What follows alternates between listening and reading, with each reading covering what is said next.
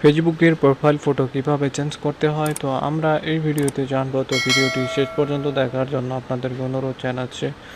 আর আপনি যদি এই চ্যানেলে নতুন হয়ে থাকেন তাহলে চ্যানেলটি সাবস্ক্রাইব করবেন এবং পাশে থাকা যে বেল আইকনটি আছে সেটা বাজিয়ে দেবেন পরবর্তী নোটিফিকেশন পাওয়ার জন্য।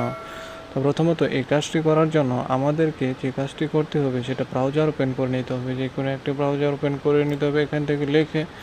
এখান থেকে আমরা ফেসবুকে প্রবেশ করব, তারপরে এন্টার প্রেস করে দেবো। তো আমরা এখন কিন্তু ফেসবুকে প্রবেশ করছি। তো এখানে দেখছি যে মেন আইকনে আমরা যদি ক্লিক করি তাহলে এরকম একটা ফিচার চলে আসবে। তো আমরা এই আইকনটিতে আমরা ক্লিক করব।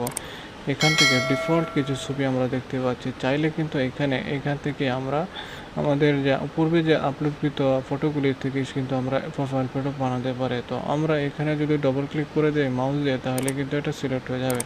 তো আমরা চাচ্ছি ডেস্কটপ ছবি নেব। তো ডেস্কটপ ক্লিক করার জন্য এখানে ক্লিক করলাম। তো এটার উপর আমরা ডবল ক্লিক করলাম।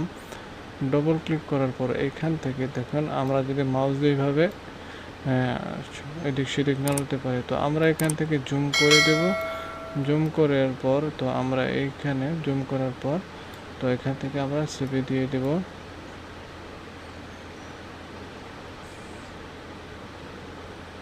তো এটা কিন্তু সেভ হয়ে গেছে।